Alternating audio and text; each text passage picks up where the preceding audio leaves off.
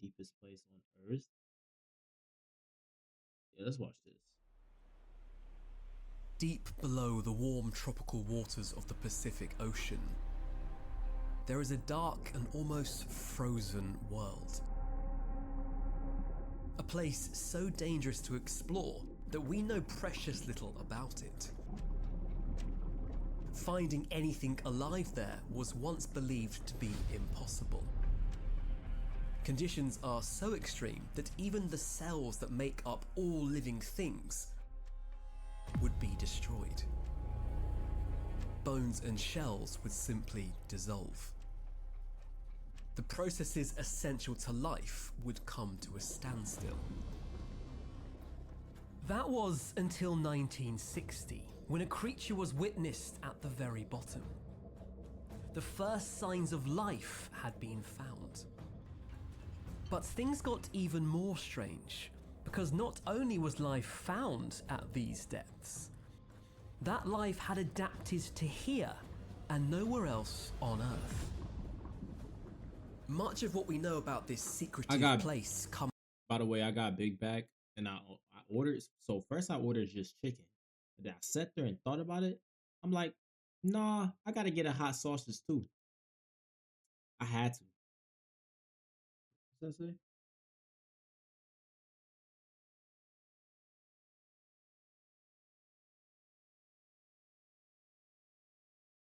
Yeah, I need it. I see. The good thing about this, y'all, is that I'm gonna eat one of these meals now, and this joint about to be so good. I can already tell by the pictures. Like they look trash. The pictures are terrible, but the food look fire, right? And then the other meal, I'm gonna be able to eat for tomorrow's stream. So it work out. I spent like $40 on food. Am I proud about that? Nah, but it's all good. From rare specimens that have It's all been good. brought up by remote all probes good. or are occasionally caught by deep sea fishing.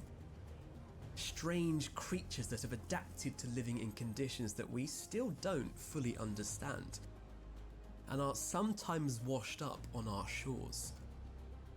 Removed Yo, bro, from what their is that? natural environment, they are distorted out of shape, often destroyed altogether. So we can only guess what they should look like and how they might live. The vast expanse of our deep ocean floors is the last unexplored frontier on our planet, waiting to be discovered. I'm James Stewart, and you're watching Astrum Earth. Join me in this video as we take a journey into the deepest of them all, the Mariana Trench. Yo, the ocean is scary. Our journey begins 150 years ago, when the British ship HMS Challenger was nearing the end of a 4-year mission. The first ever mapping of the ocean floors. They had already taken hundreds of soundings, a back-breaking job in all weathers, from blistering tropical heat to frozen polar waters. Lowering a lead weight until it touched the ocean floor, then pulling up metre after metre of cold and heavy wet rope. The picture that emerged was of a featureless surface of mud and silt, around 3 to 4 kilometres below the surface. Alone in the empty ocean, 2,000 kilometres east of the Philippines, they were taking another routine sounding. On this day, however, the lead weight did not touch the bottom at 3 kilometres down, nor at 4 or even 5. It kept lowering into the deep. More rope was added and still it went down. We can only guess how they must have felt as they tied on yet more rope, and that lead weight kept sinking into the depths, right underneath the thin wooden hull of their ship. Sailing the high seas in those times was a treacherous ordeal. The crews trusted their faith in traditions and superstitions. Legends told of enormous creatures that rose from the depths, gripping entire ships in their writhing tentacles and pulling them under. This sounds far-fetched to us today, but in those days, such fears were very real. Eventually, the weight hit the bottom, more than 8 kilometers down. What they had found is now known as the Mariana Trench, and if they had been just a little further to the west, they would have found the deepest hole in the surface of our planet. The Challenger Deep, 11 kilometers down. Mount Everest would disappear into this hole, and it would keep sinking down 2 kilometers below the surface. The Mariana Trench is vast, a 2,500 kilometer long curved valley on the ocean floor, almost 70 kilometers wide. It begins 2,000 kilometers south of Japan, first curving southeast, then turning westward. Telling y'all, the stream, the IRL stream, when I go to Japan for the first time, is gonna be so fire. I'm telling y'all, it's gonna be so fire. I guarantee it. Sheer amount of enjoyable content y'all gonna get out of me, just because I'm enjoying myself in the one of the best places on earth. I know this, and I haven't even been there yet, bruh. Towards the Philippines. The valley sides to the west are steep cliffs of exposed igneous rock. To the east, it rises more gently, opening onto an empty ocean floor for 12,000 almost featureless kilometers until reaching Mexico. The scale is hard for us to imagine. Just the Challenger Deep alone, which is only a tiny part of the whole trench, could swallow up 5 Grand Canyons. And if you wish you could bury your data that far down so no one else could use it online, but you don't have a submersible to get available, He tried to sneak in that 90% freaking of Earth. Right. Wait. You want your digital. The Mariana Trench is part of an almost continuous series of unstable and constantly moving chasms in the Earth's crust that encircle the Pacific Ocean. They are matched by a ring of volcanoes known as the Ring of Fire. An astonishing 90% of all earthquakes are caused by movements of this 40,000 kilometer fracture, where rock faces many kilometers deep into the earth grind together and destroy each other. We are only now beginning to learn how the surface of our planet has changed over time, why the continents are arranged the way they are, and how these deep rifts in the planet's surface play a vital role in that story. To understand what created this remarkable geological feature, it helps to look first at the Atlantic Ocean on the other side of the Americas. The surface of our planet is made from continents and oceans. That is not as simple as which parts are above water and which are hidden below the waves. The continents and the oceans are completely different components of the Earth's crust, all floating on a ball of hot rock called magma. Think of the continents as icebergs floating on an ocean of magma. Enormous lumps of the Earth's crust adrift in the oceans and, like icebergs, mostly hidden below the surface. Between them is a thin layer of ocean crust filling the gaps, similar in scale to the skin of an apple. The continents are ancient. They are thick layers of varying rock types that have built up over billions of years. Ocean crust is much younger, mere millions of years old, and thinner, made from solidified magma. The ocean floors and the continents move around, dragged across the globe by thermal currents in the magma below. All of those continents were once crammed together. One thing I hate having a debate about is the globe and how it looks. I really do. Because like you got 75 to like maybe 80% of people who do believe the globe is a globe and it's a circular cylinder globe. Then you got 20% of people who believe that the earth is like completely flat. I hate debating over it because I'm a person who has my own opinion. And I'm going to be honest. The people who say travel the world, shoot, some people think it's a rectangle. Some people think it's a rectangle because you can fly a plane like, bro. Oh my, I don't want to even get into it, bro. I don't even want to get into it. I think the Earth definitely. Um, I'm not doubting that it's a globe. I'm not doubting that it's circular, cylinder. I'm not doubting that. But imagine if the world is bigger than what we think it is, y'all. Like the globe is bigger than what we think it is. Like the planets are just a small 10% of how huge the rest of the globe actually is. Like what's actually here. You know what I'm saying? Imagine that was crazy. Like think about all of the continents, and that's just 10% of everything that's really on this globe. Imagine if that was somewhat possible, right? Then you would have to think like, okay, are we living on a globe or are we living within a contained ecosystem like animals in a cage or something? You know what I'm saying? And it's like what I'm saying could be proven very much true on both sides. It doesn't matter if it's a globe or not. So I'm gonna just leave it there. Like if a person is getting it to you, the viewer right now, if you get what I'm talking about right now, I'm gonna let you just think on that. So yeah, look at our globe. That's our globe.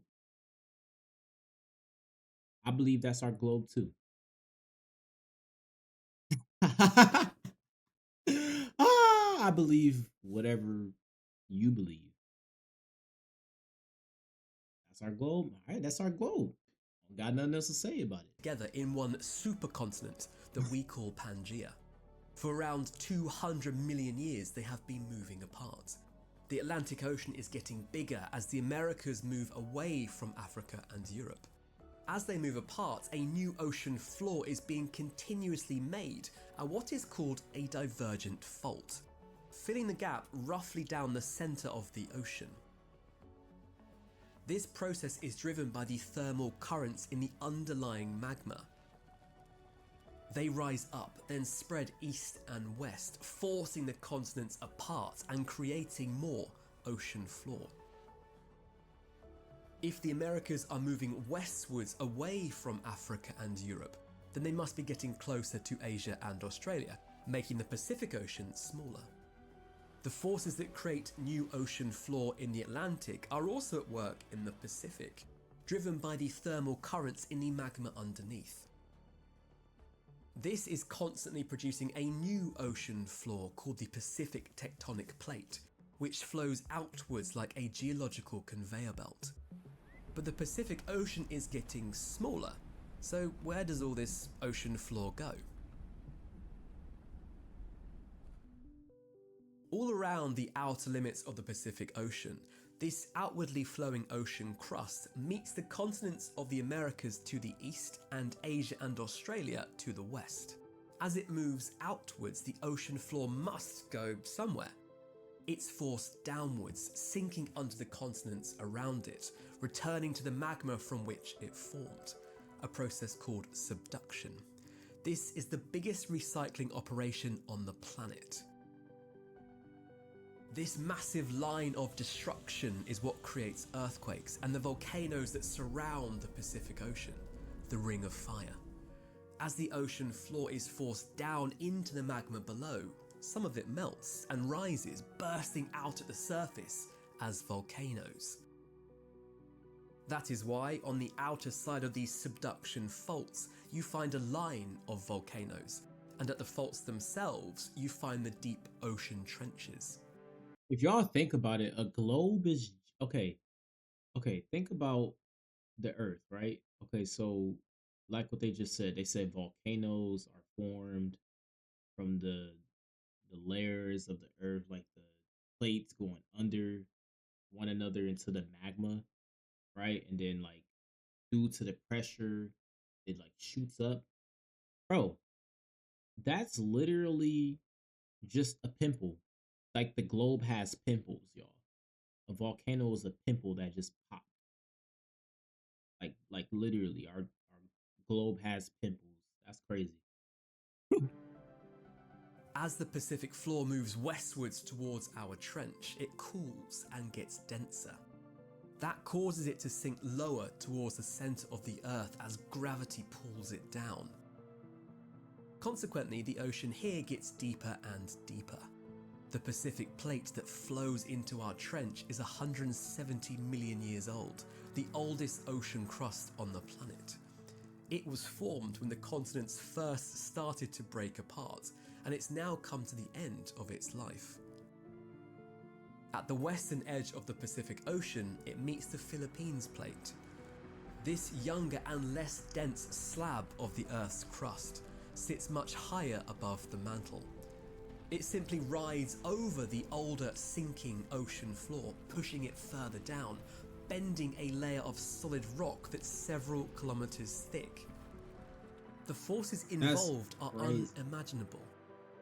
It is this junction of the towering upper tectonic plate and the sinking Pacific plate that creates the Mariana Trench.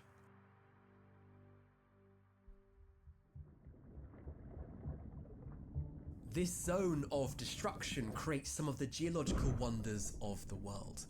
Here, there are gigantic active mud volcanoes pouring out hydrogen into the Pacific waters, one of which is 50 kilometers in diameter.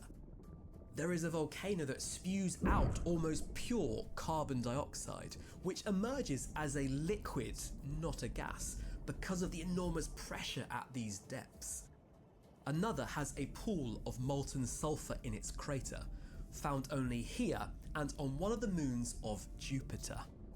Deep fissures vent columns of boiling water, rich in minerals, believed to contain the secrets of the origins of life on our planet. Our interest of What about the origins and on of life? one of the moons of Jupiter. Deep fissures vent columns of boiling water, rich in minerals, believed to contain the secrets of the origins of life on our planet.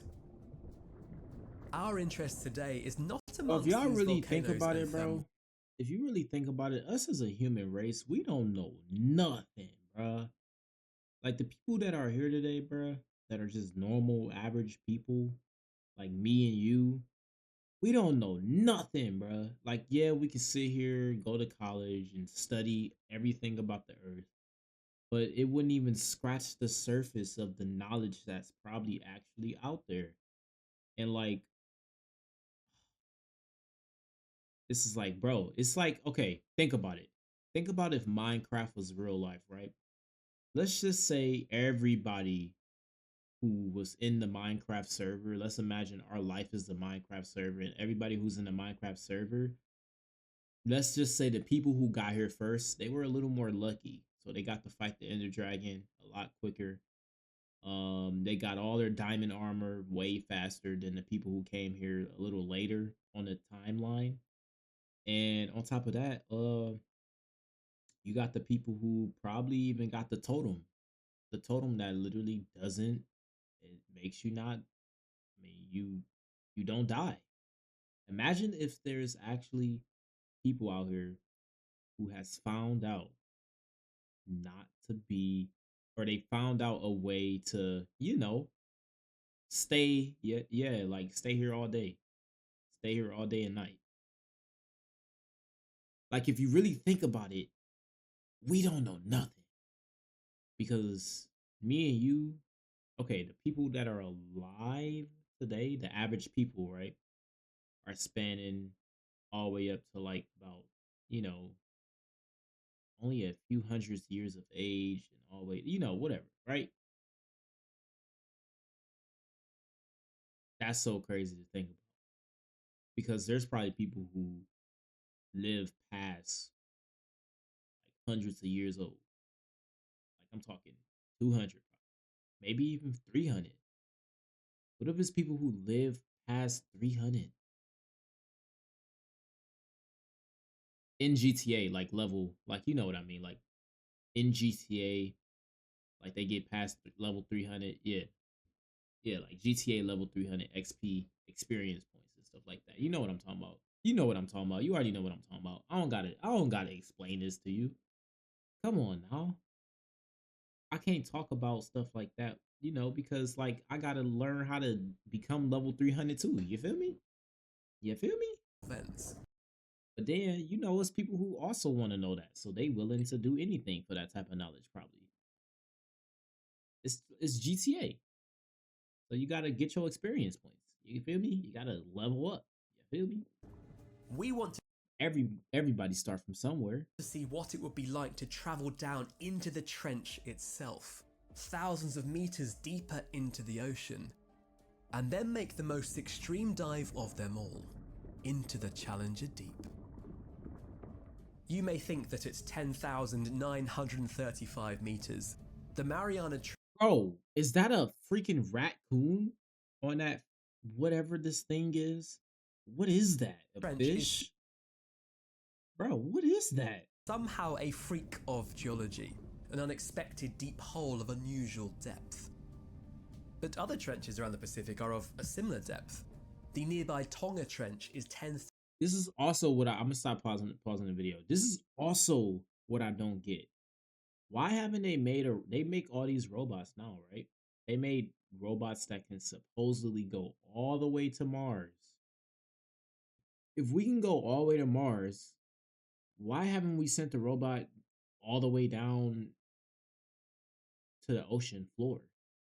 And if we have, then why do we still not know what it looked like down there? Why do we still not know what's down there? It's not even about what is down there, it's about who's down there. Oh, bruh. Bro. Oh boy. Oh boy.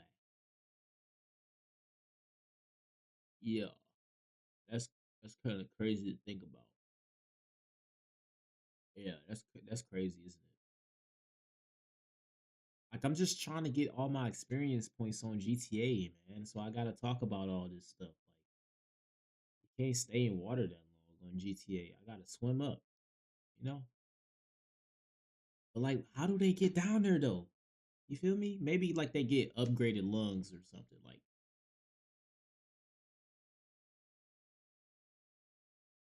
see. One day I'm gonna be on stream and I'm gonna smoke and don't smoke kids. I'm gonna be high one day.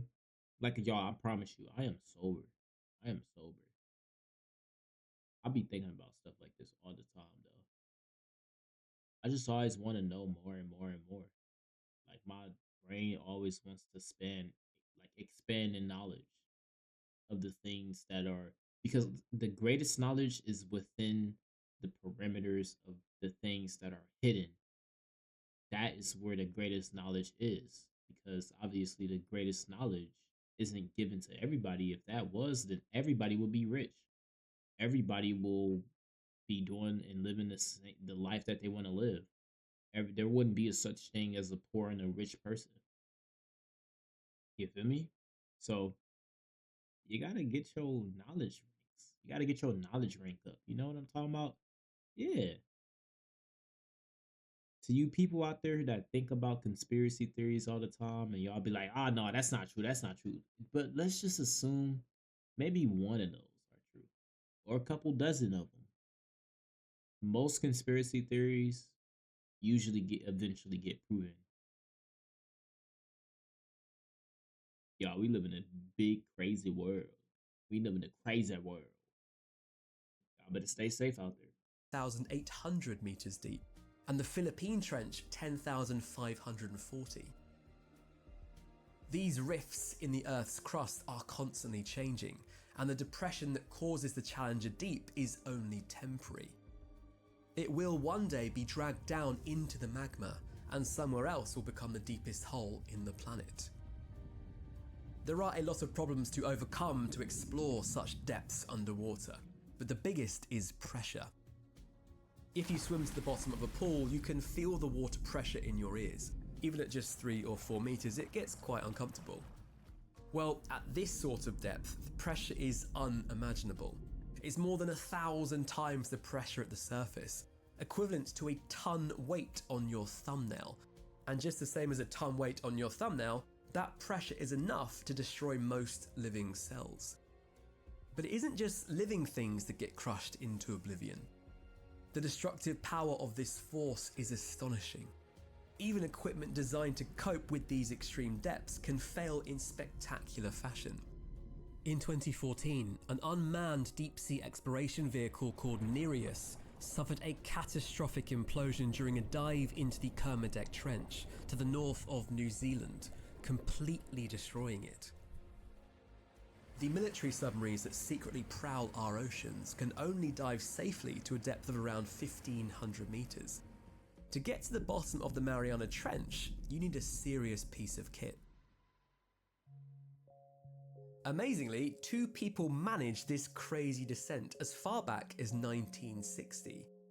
Don Walsh of the US Navy and Jacques Picard, a Swiss oceanographer, made the perilous dive into the Trieste, a tiny bathysphere, an incredible... See, this is another thing, bro. There are so many amazing people out there, like scientists and people who just have done the absolute unthinkable and done the absolute impossible. And you don't, and people, you don't even like the normal society today don't remember these names. They just get forgotten about. Like, I don't know who these 2 people are.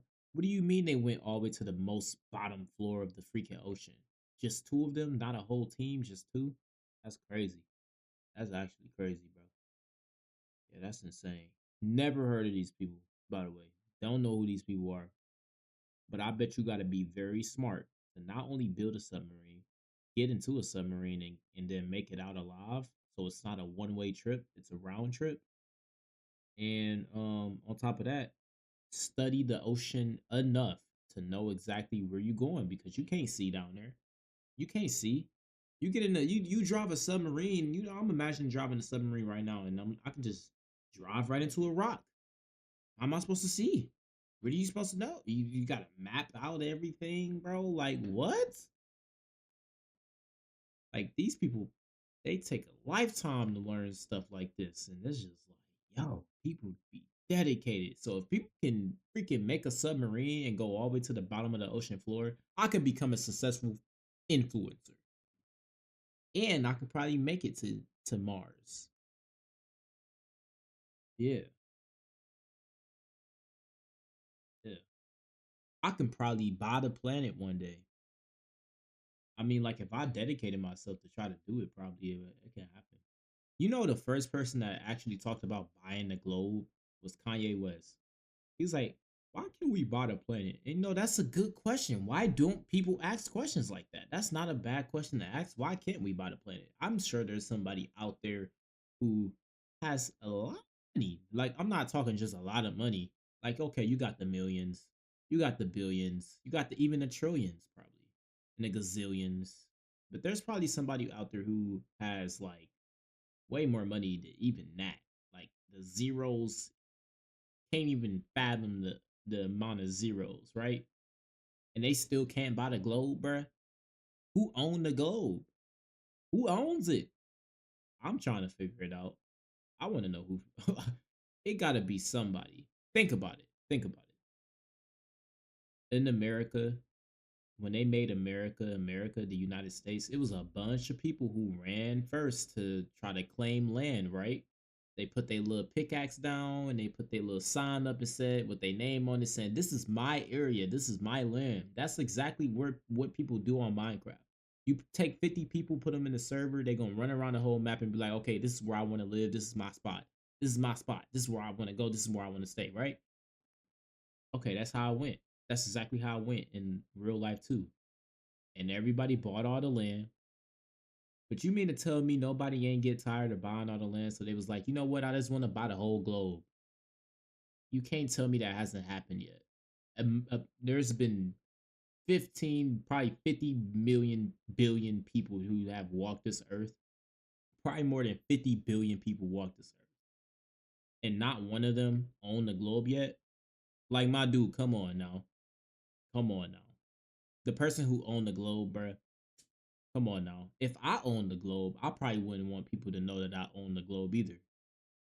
Yo, buddy, you real smart. Whoever out there who own the globe, you smart. Yeah, you smart. You real smart. Yeah. Stay in the shadows and own everything, huh? That's how you do it. Because if somebody bad enough wanted to own the globe and they hear about Ricky owning the globe, bro, everybody gonna be trying to get him out of there so they can buy the globe. Like there's rich people out here who have bought everything, so they want to just buy the globe. Why not? If I got all the cars, I got all the penthouses, I didn't bought 100 different type of land. I didn't bought boats. I didn't bought helicopters. I didn't bought planes. I didn't bought everything you can think of. It gets to a point where you want to buy freaking. Why not buy the globe? I mean, let's try it. Why not? Who says I can't? Who say I can't buy the globe? You? Come on now. Why would I listen to you? You ain't. I could buy the globe if I wanted to. Incredibly strong pressure vessel resembling a spherical I could buy the bomb globe. slung beneath a buoyancy tank. At a depth of around 9 kilometers, there was an almighty bang, but that didn't deter our intrepid explorers. They had a quick look around, couldn't see anything amiss, so they continued the dive. What they didn't notice was that one of the thick outer plexiglass window blocks had cracked, one of the key components that prevented their tiny capsule from imploding. They were at the very limit of what this submersible was capable of, but still, they went deeper. 3 kilometers deeper. It took them nearly 5 hours to reach the bottom. Their view when they got there was limited to 2 tiny viewing ports just 50 millimeters in diameter, and a small area in the pitch black that was illuminated by their lights. Their arrival had stirred up the sediment on the sea floor, so for a while they could see nothing at all. But amazingly, they did see life. They saw what they believed to be a flatfish moving along the top of the sediment, but it's now believed that this was probably a sea cucumber, one of the few species known to exist at this depth. What They is stayed for a that? mere 20 minutes before having to make the ascent, which took more than 3 hours. What they achieved was so dangerous that nobody else would make the same descent for another half a century. During that time, only a few unmanned vehicles were lowered into the abyss, yet nearly 7,000 people climbed to the top of Mount Everest, and 12 people went to the moon. That gives you an idea of just how technically challenging it is to explore these depths. The next manned descent was not until 2012, when James Cameron made the first solo dive into the Challenger Deep, in the appropriately named Deep Sea Challenger. Since then, there have been a further 20 dives into the Challenger Deep, and the number of people to make the short journey has finally exceeded the number of people that have travelled to the moon. In 2021, Hamish Harding made the longest and deepest dive into the Challenger Deep. 2 years later, he was sadly among 5 people killed when the Titan submarine imploded on a mission to explore the wreck of the Titanic at a depth of only 3,800 meters. The dangers of deep sea dives should never be underestimated.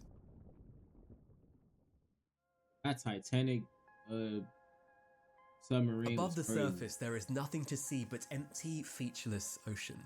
There is no land for more than 300 kilometers in any direction. Descending into the water, the first thing you notice is quiet and calm. Just a few meters down, you are below the buffeting of the waves. Sunlight floods into the water from the tropical sun, and the importance of this to all life on our planet is enormous. We are in the epipelagic zone, also known as the euphotic zone, the surface layer that forms only 2 or 3% of the oceans, but which supports life everywhere, above and below the water.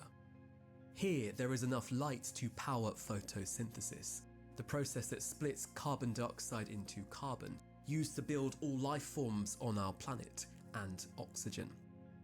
The phytoplankton here produce half the oxygen that we breathe. This is where the ocean food chain starts.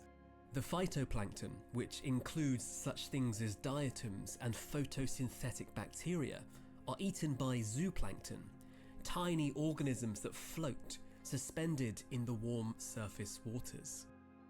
These are in turn eaten by larger animals such as fish, jellyfish, even whales. Bigger fish eat the smaller fish, sharks eat the bigger fish, the whole food chain gets going.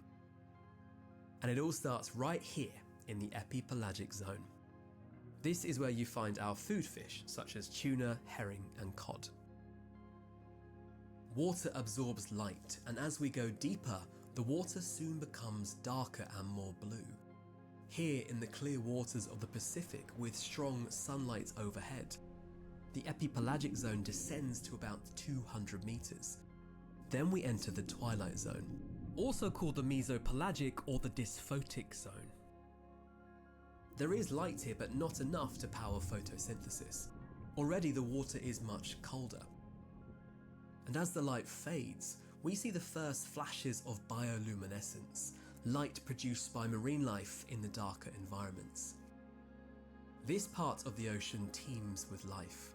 The biomass of the fish in the twilight zone is believed to be as much as the rest of the ocean combined, possibly more.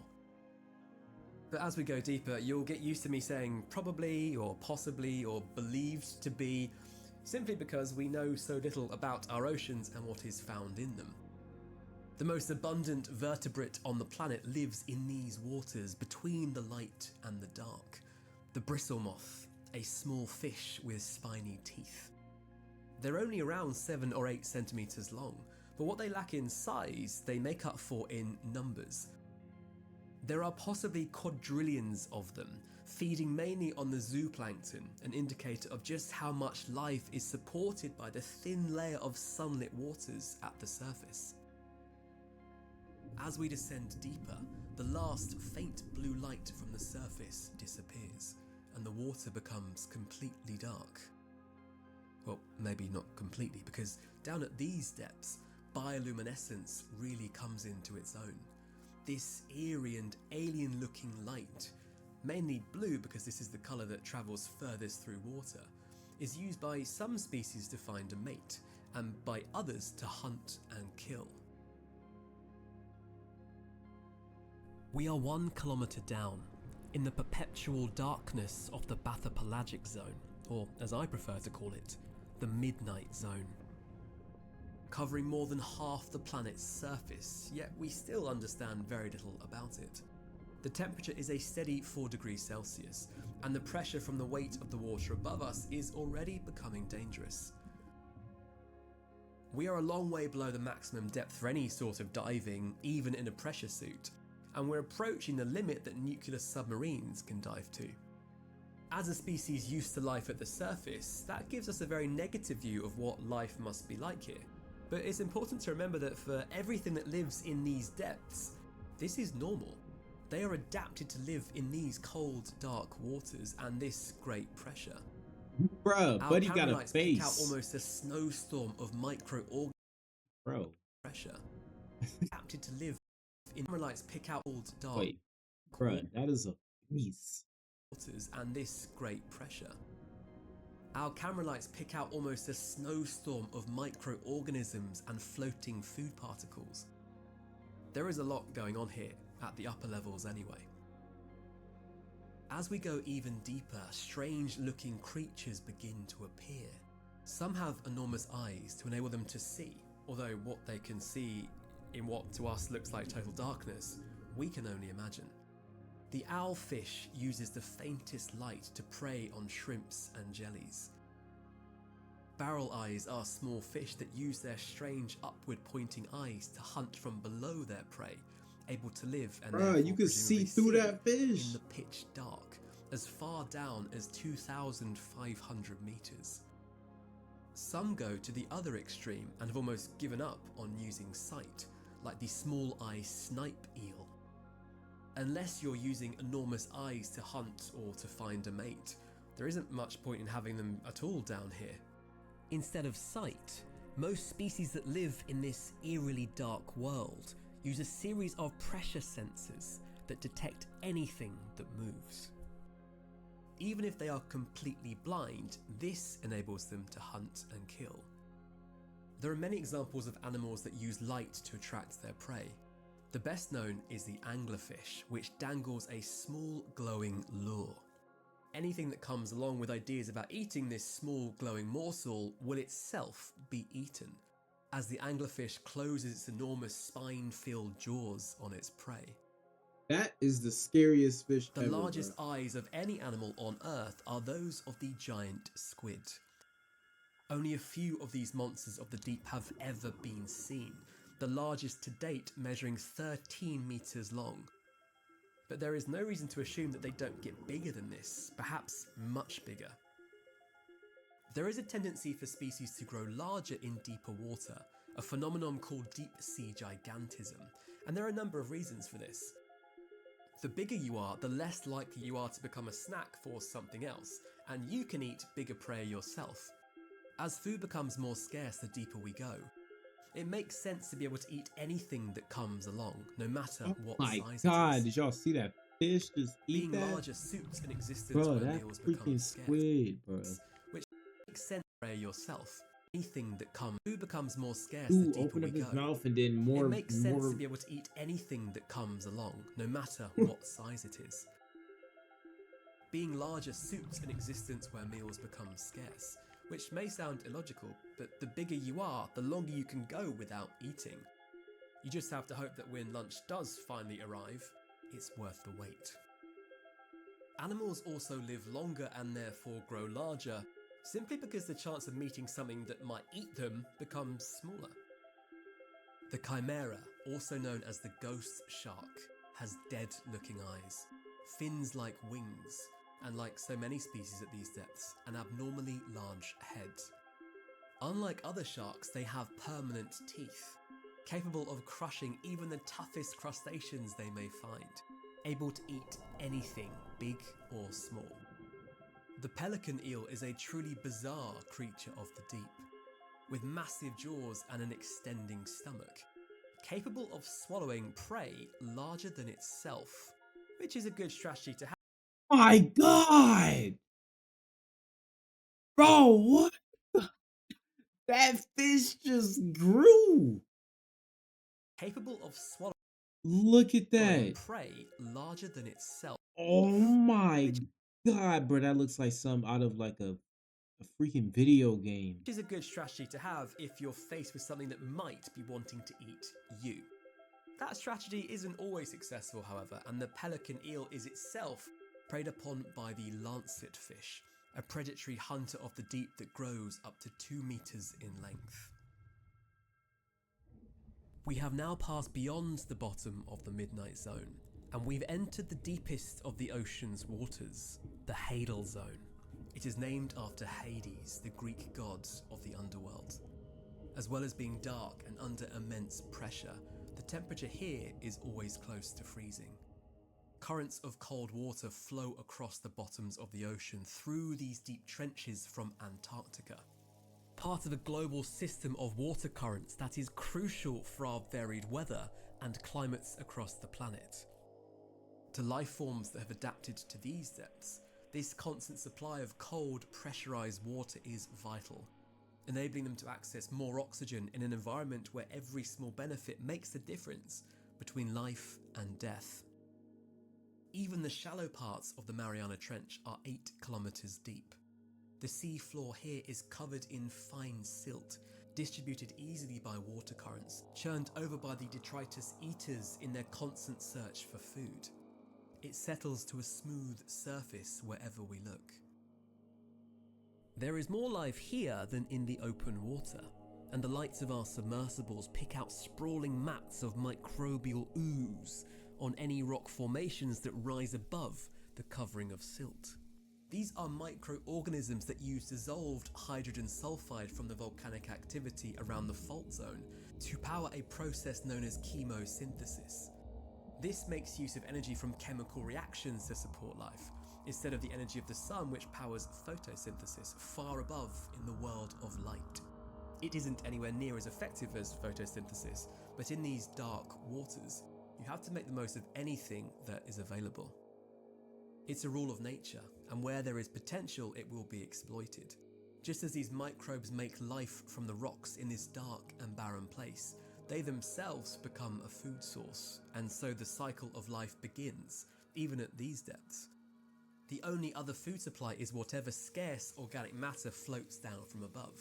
but after falling through 8 kilometers of water to get here, passing the marine life that constantly scavenges for any food that can be found, very little makes it this far. All right, y'all. I'm gonna go ahead. We gonna go ahead and wrap the stream up. My food will be here soon, so I don't want to get ready for that. And I'm about to chill for the rest of the night. Hope you guys enjoyed the stream. This was a fire stream.